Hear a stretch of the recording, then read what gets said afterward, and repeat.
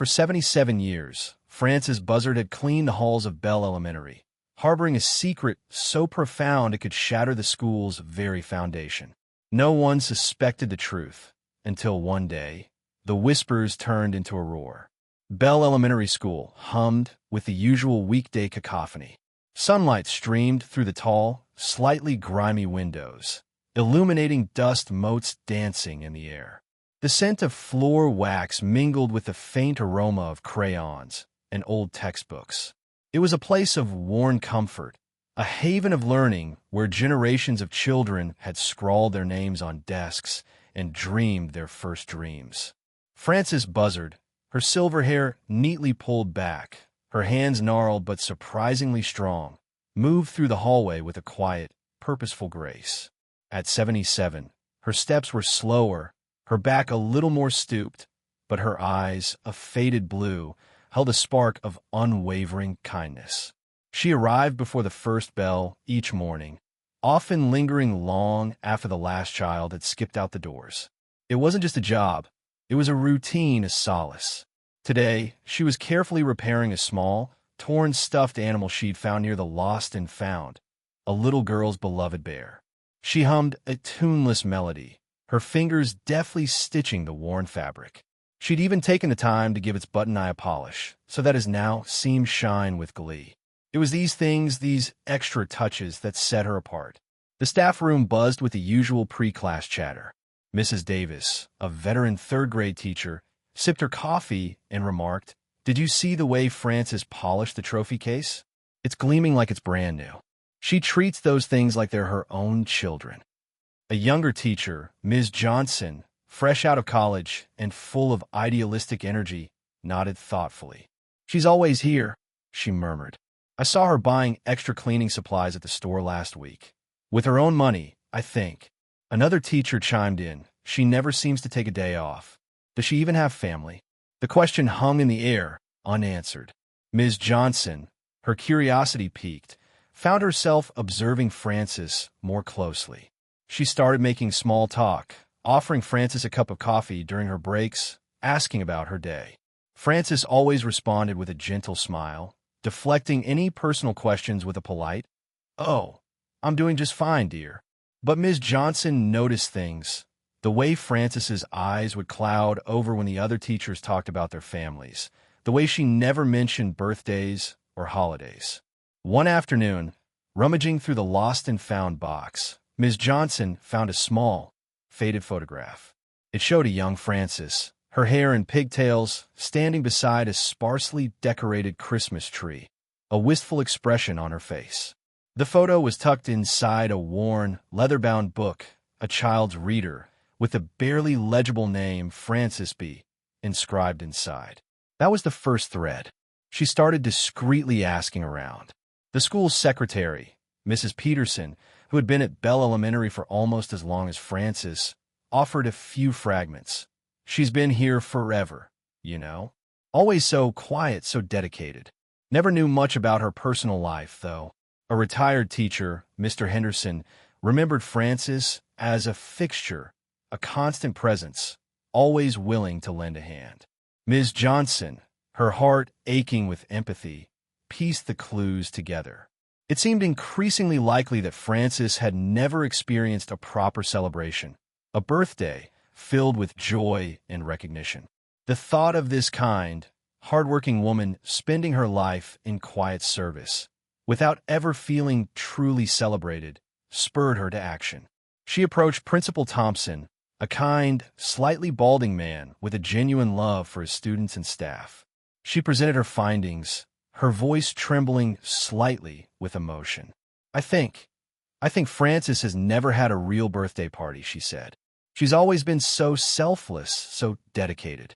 Shouldn't we do something?" Principal Thompson, initially surprised, listened intently. He recalled small acts of kindness from Frances over the years. The time she'd stayed late to help clean up after a school flood. The way she always had a comforting word for a crying child. His eyes softened. "You're right, Ms. Johnson," he said. "We should do something. She deserves it."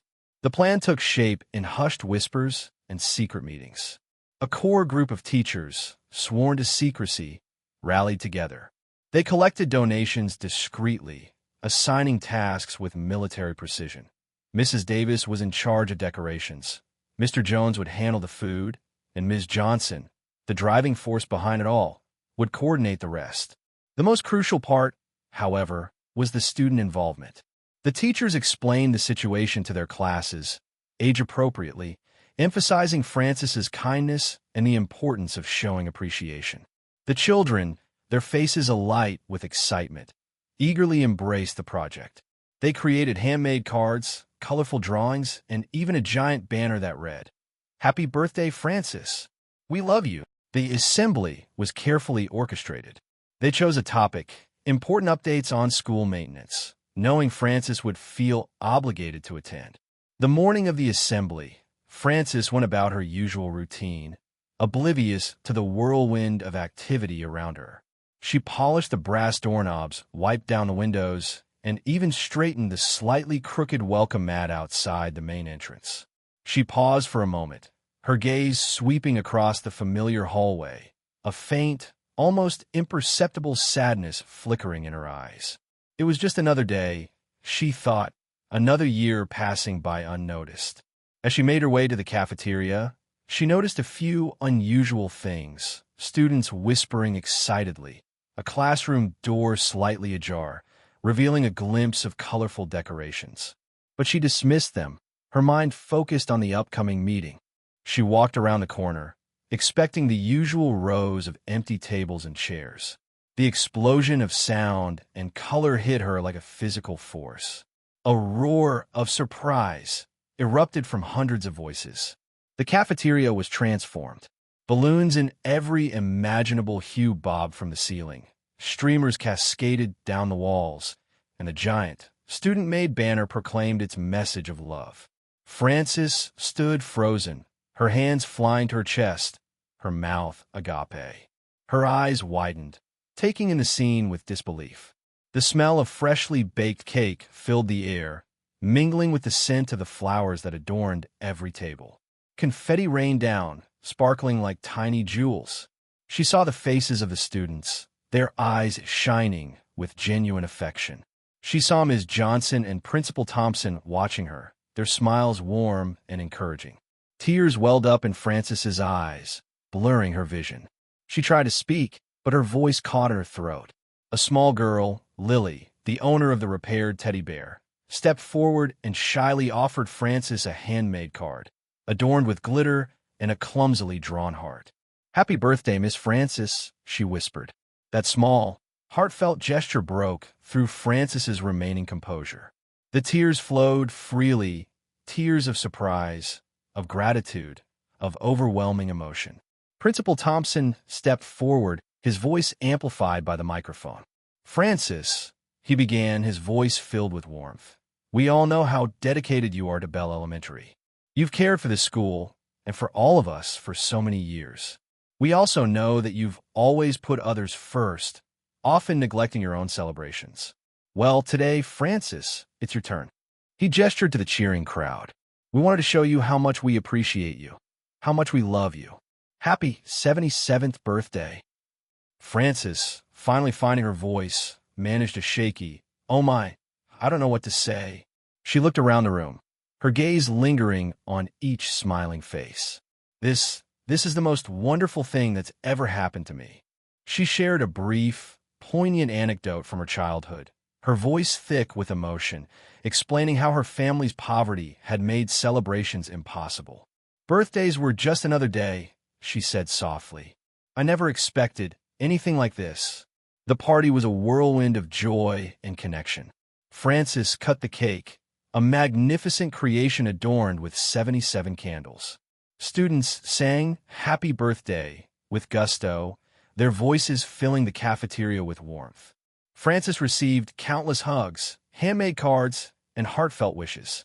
The gift, a beautifully framed photograph of the entire school staff and students, brought another wave of tears to her eyes. Later that day, Francis walked home, her arms laden with cards and gifts. Her small, modest apartment, usually quiet and sparsely decorated, now felt vibrant and alive. She carefully placed the framed photograph on her mantelpiece. A constant reminder of the day she finally felt celebrated. The day her secret was replaced by a profound sense of belonging. The next morning, Frances returned to Bell Elementary.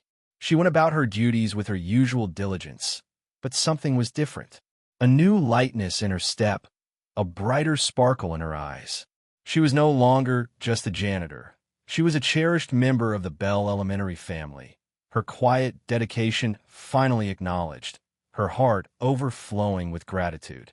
The local newspaper even ran a small article about the surprise celebration, titled, "School Shows Beloved Janitor the Meaning of Birthday Cheer." The small act of kindness had rippled outwards, touching the hearts of the entire community.